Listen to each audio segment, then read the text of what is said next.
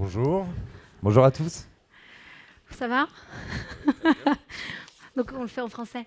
Ouais. Alors Victorien, je vais commencer par toi. Est-ce que vous pouvez nous résumer un peu ces 3 dernières années pour ceux qui n'ont pas suivi votre périple depuis 2015-2016?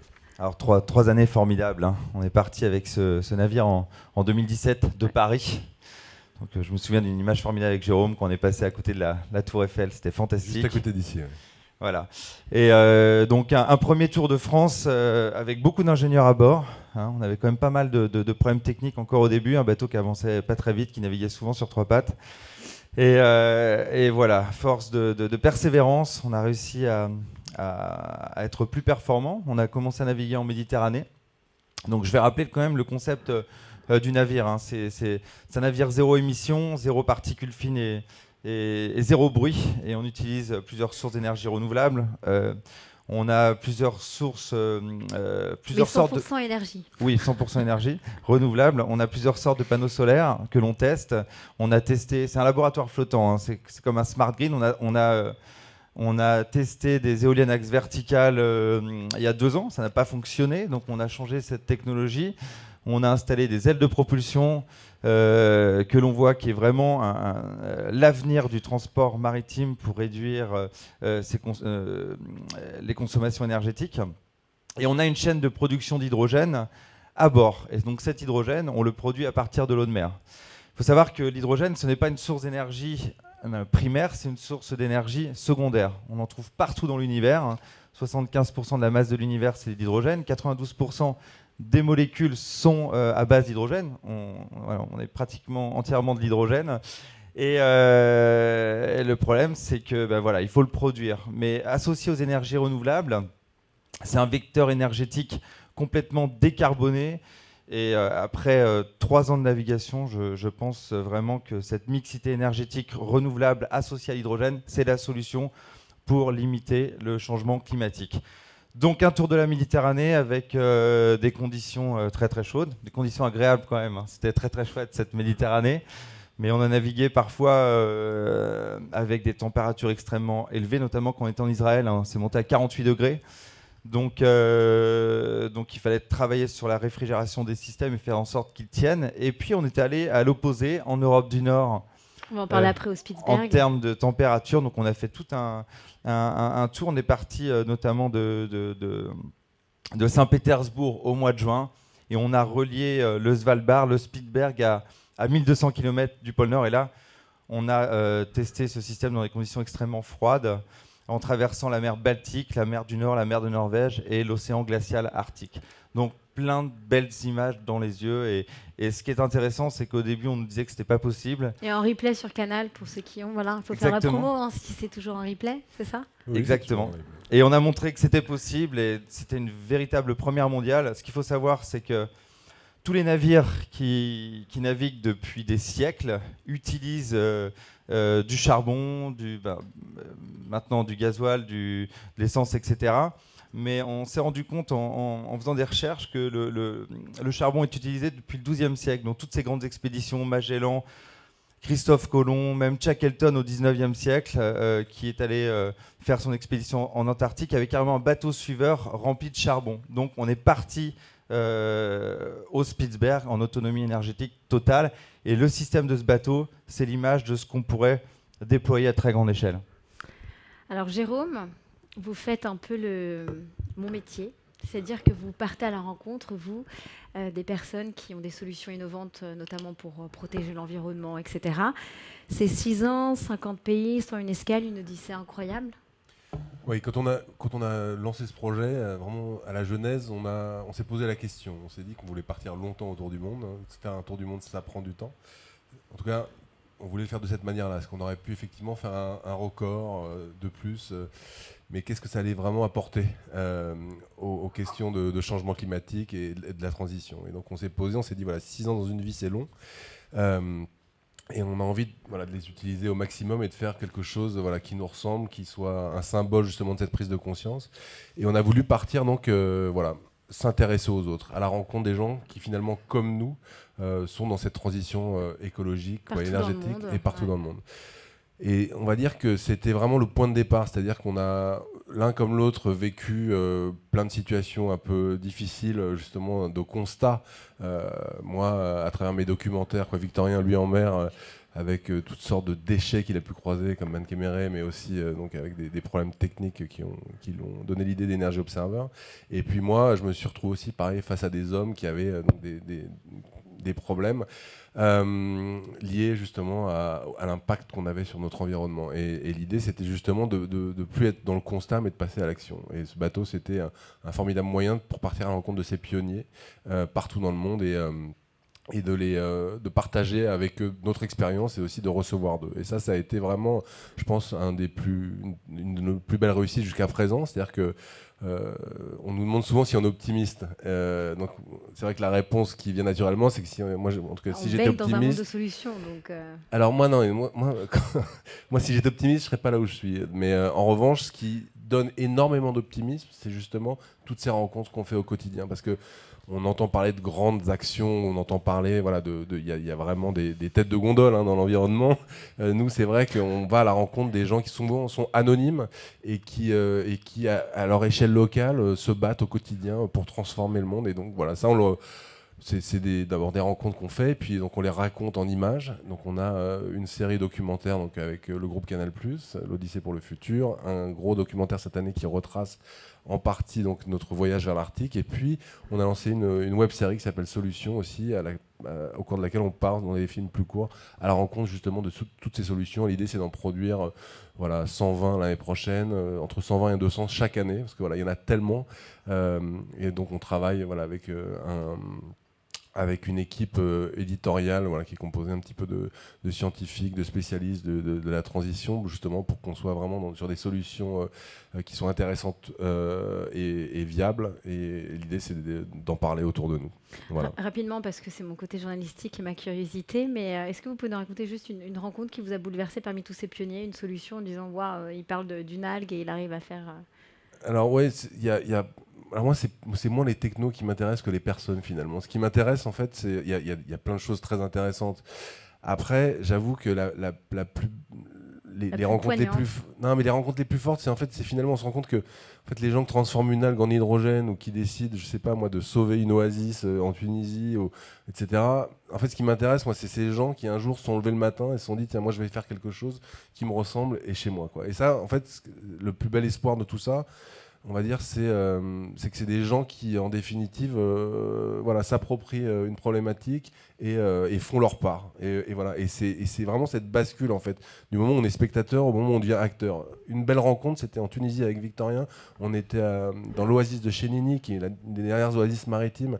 On a rencontré un monsieur qui s'appelle Mabrouk Jabri, qui a une ONG qui s'appelle Terre Humanisme, et il essaie de sauver son oasis, qui était un paradis dans les années 70 encore, et qui est devenu une poubelle, quoi, qui est complètement asséché, etc.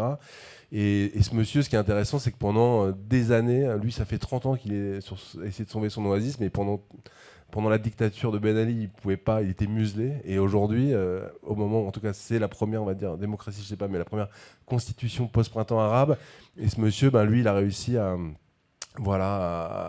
s'exprimer, à tenir bon. Alors j'espère qu'il va réussir, mais il y a beaucoup de très belles histoires. On peut le retrouver Victorien, sur votre je suis site. sûr qu'il a une histoire à nous raconter. Ouais, moi c'est plus la technologie, comme dit Jérôme. Vous êtes complémentaires. Voilà, et mon plus beau souvenir, c'était donc en Israël, là, dans le désert du Negev, là, près de Tel Aviv, où on est allé visiter cette fameuse cathédrale solaire. Vous savez, ces grandes tours à concentration solaire qui culminent, en l'occurrence, à cet endroit, à 340 mètres de hauteur.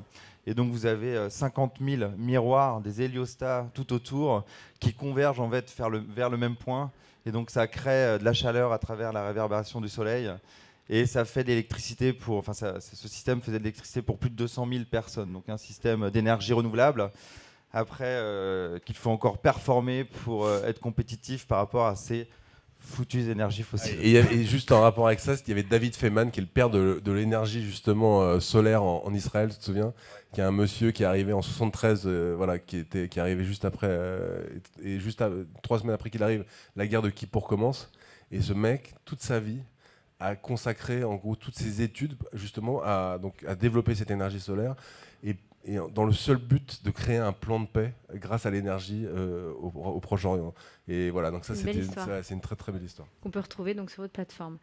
Victorien, la mission du premier ambassadeur de France.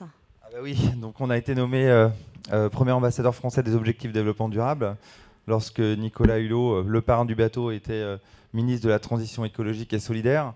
Et donc notre rôle, c'est de porter le message de la France à travers le monde, individuellement et collectivement, pour s'engager sur la mise en œuvre de ces objectifs de développement durable. C'est de détecter et de valoriser des solutions durables et innovations locales. Donc avec ce navire Energy Observer, on a la chance de susciter la curiosité et l'intérêt des femmes et des hommes qui veulent changer le monde. Et donc c'est une formidable façon, à travers cette odyssée autour du monde, d'aller faire le pont entre les cultures, les générations, et valoriser ces innovations à travers ces petits films courts et intégrer ces ODD qui sont l'illustration concrète de l'agenda 2030 fixé par l'ONU. Et donc montrer ces différentes interrelations entre ces objectifs de développement durable qui sont l'économie circulaire, l'agriculture raisonnée, la ville du futur, les énergies renouvelables à coût abordable, voilà, pas de pauvreté, pas de faim, etc. Donc voilà, c'est une grande mission et on est très fiers de l'accomplir à travers cette odyssée. Ouais, les ODD, ça nous force vraiment à regarder autour de nous à 360. C'est vrai que nous, au début, on était vraiment sur un projet énergie et on s'est rendu compte très rapidement en fait, que tout est lié, quoi, et qu'on ne réglera pas un problème sans régler les autres en même temps. Et ces objectifs de développement durable, ils donnent de manière très concrète la route à suivre. Et c'est très important que demain, tant les politiques que les entrepreneurs, mais aussi les citoyens puissent les comprendre, se les approprier. Voilà, et nous, on raconte cette histoire, justement, ces histoires, en les reliant à ces objectifs de développement durable, voilà, qui ne restent pas un truc institutionnel. Et bien justement, en parlant d'institutionnel, est-ce que vous avez beaucoup de soutien de la part des institutions ? Alors oui, énormément. Et ce qui est très intéressant, c'est que ça vient de plein d'institutions différentes, qui ont des objectifs différents.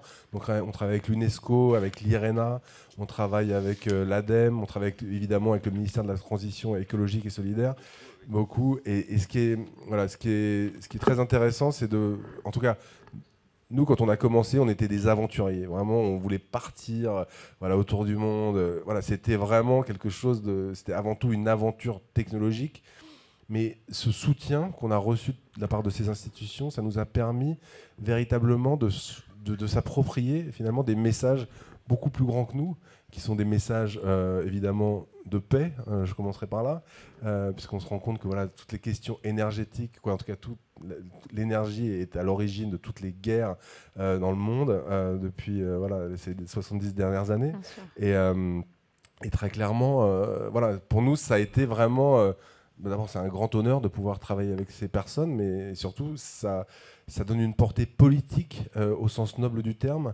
Voilà, et donc, qui a grandi en nous à mesure que le projet grandissait. Et aujourd'hui, quand on arrive dans des ports, quand on arrive dans des lieux symboliques comme ça, c'est extrêmement important pour nous de véhiculer ces messages. Je me souviens, j'ai un petit rectus, je me souviens de la première à l'UNESCO.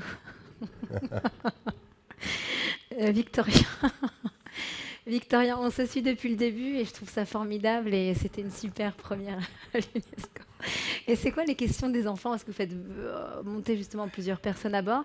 Et la question des enfants, leur première question, c'est quoi ? Les enfants, ils comprennent pas parce que quand ils montent à bord, ils voient un bateau qui est silencieux, qui sent bon. En tout cas, il n'y a pas de mauvaise odeur, qui pollue pas. Ils comprennent pas pourquoi nous on navigue avec ce bateau et pourquoi on trouve pas ce genre de technologie. Ce genre de mobilité dans leur vie de tous les jours. C'est vrai que c'est extrêmement bizarre, donc ils sont quand même de plus en plus alarmés par l'état de notre planète. Donc voilà, c'est aussi notre mission. Est-ce qu'il y a des enfants qui disent je veux faire comme vous, oui. Moi aussi plus tard je vais être capitaine d'un bateau comme ça. Est-ce que ça inspire un peu la jeune génération ? Non, c'est pas forcément ça, c'est qu'ils voient que ce bateau fait le tour du monde en respectant la nature. Ils comprennent pas pourquoi on fait pas pareil avec toutes les autres sortes de mobilité. Et qu'est-ce que vous leur répondez alors ? Mais que ça va venir et que notre mission... C'est dur comme réponse. Mais vraiment, c'est vrai, c'est pas évident. Mais bon, ça va venir. On voit qu'il y a un véritable engouement envers les nouvelles technologies alternatives, que ça soit sur la mobilité propre, comme notre cher partenaire, Toyota, qui est extrêmement fort en termes de véhicules hybrides. Et donc voilà, on voit que ça... C'est vous qui poussez Toyota en fait, c'est ça, dans l'hybridation. et voilà, notre rôle aussi, c'est de sensibiliser ces politiques, certains industriels, les médias, que c'est possible. Et donc, en fait, on s'est rendu compte que pour avoir de l'hydrogène à disposition, c'est quand même un énorme changement de passer des énergies fossiles à l'énergie hydrogène, c'est qu'on est obligé d'avancer collectivement. Et donc, c'est la raison pour laquelle on a créé un bureau d'études. On s'est organisé pour capitaliser sur notre savoir-faire et essayer de mettre à disposition ces technologies propres dans le domaine maritime. Donc on commence à travailler sur quelques applications. Je pense que c'est la question que je me pose et surtout toutes les personnes dans cette salle, c'est de dire aujourd'hui vous êtes pionniers, etc. Mais quid des bateaux de plaisance, quid des navires de commerce ou encore des croisières en fait, on en est où ? Déjà, faut mariniser les systèmes. C'est vrai que c'est plus compliqué de naviguer avec ce genre de système en mer parce qu'on affronte des tempêtes, parce que il y a souvent de la corrosion, etc. Donc ça va venir. Le dimensionnement. Qu'est-ce qui bloque aujourd'hui en fait ? Le dimensionnement faut de l'argent. Et puis il faut coupler les utilisateurs maritimes et terrestres. C'est-à-dire que pour investir dans une station, vous ne pouvez pas investir dans une station en ayant uniquement 5 véhicules qui viennent s'approvisionner tous les jours. Donc le fait d'additionner en fait toutes ces mobilités, de travailler en collectif, on pourra commencer à avoir des solutions rentables et économiques. Et le problème des systèmes innovants, hydrogène, c'est que pour l'instant, c'est moins compétitif que les énergies fossiles. Et donc voilà, c'est l'économie qui parle. Vous êtes optimiste que ça va ouais. Ouais. Sincèrement, quand on voit ce qui est en train de se passer au Japon, en Corée, en Chine, en Europe du Nord, et en Californie. Nord-Amérique, Californie, Canada, je pense que là, il y a une véritable révolution énergétique qui est en train de se mettre en place. Et ça va s'accélérer très très fortement dans les 10 années à venir. Et pour ces navires de commerce, ce qu'il manque, c'est en fait, c'est des énormes consommateurs. Les navires de plaisance, vous consommez beaucoup moins d'énergie. Donc vous pouvez vous permettre d'emmagasiner moins de réservoirs d'hydrogène à bord. Pour ces gros navires, il y a encore du travail à faire, notamment en termes de stockage. Nous, on stocke notre hydrogène à 350 bars à bord. Dans une voiture hydrogène comme la Toyota Mirai, on a un stockage à 700 bars, donc on a presque 2 fois plus d'énergie dans le même volume. Il y a l'hydrogène cryogénique, où là on se rapproche vraiment de la densité énergétique du diesel, sauf que c'est une température de moins 273 degrés, donc c'est extrêmement énergivore, donc en termes de rendement c'est pas terrible. Mais il y a des nouvelles technologies comme le liquide organique hydrogène carrière, où là, on a des densités énergétiques qui sont excellentes et qui pourraient amener une compétitivité avec le GNL ou le pétrole. Donc voilà, je suis prometteur. C'est pas que je suis prometteur, pardon. Je crois en cette technologie. Promoteur ou pas ? Ouais, je suis promoteur de cette technologie hydrogène. Et ce qui est intéressant aussi, c'est qu'Energy Observer, aujourd'hui, c'est un bateau, mais qui peut être complètement transposé à terre, à l'échelle d'une maison, d'un quartier, d'une ville. L'idée, c'est que vraiment, ça préfigure un petit peu les réseaux énergétiques de demain. Et ça, c'est extrêmement important de le comprendre, parce que, voilà, c'est... Ouais, t'as raison, Jérôme, parce qu'en fait, ce bateau, ce qui est extrêmement intéressant, c'est que c'est un smart grid qui, comme tu le dis, représente les réseaux énergétiques de demain. C'est-à-dire qu'on a la production, donc de la mixité énergétique, donc ce qu'on peut faire à l'échelle d'une ville, d'un quartier. On a le stockage court terme qui sont les batteries, mais on en a le moins possible parce que les batteries c'est lourd et en termes d'environnement, avec tout ce qui est matières premières, lithium, cobalt, etc., c'est pas terrible. Et c'est niveau recyclage, c'est pas terrible non plus. J'espère qu'il y aura des progrès. On n'oppose pas par contre les batteries à l'hydrogène, mais l'hydrogène ça permet d'avoir un stockage long terme, plus saisonnier, plus hebdomadaire. Donc voilà, c'est vraiment un équilibre. Dans votre documentaire, on voit bien comment, voilà, avec la bouilloire, le grille-pain, comment on essaye pour économiser justement l'énergie. Dernière question, il nous reste absolument 37 secondes. Justement, pour venir à ce documentaire que je vous invite sincèrement à voir sur Canal+, pour ceux qui l'ont, c'est que vous avez atteint le Spitzberg en 50 jours de navigation et c'était un réel challenge, on le voit bien, tout le monde... il n'y a plus d'eau chaude, etc. C'était quoi le message aujourd'hui après cette expédition ? Le message, voilà, c'est que si nous, on a réussi à naviguer donc, vers l'Arctique, qui est un lieu extrême, et donc c'était vraiment un voyage contre nature, hein. On suivait pas les vents portants, on a été vraiment sous les nuages, même s'il faisait jour 24 heures sur 24, on n'était pas dans la meilleure région du monde pour naviguer avec un tel bateau.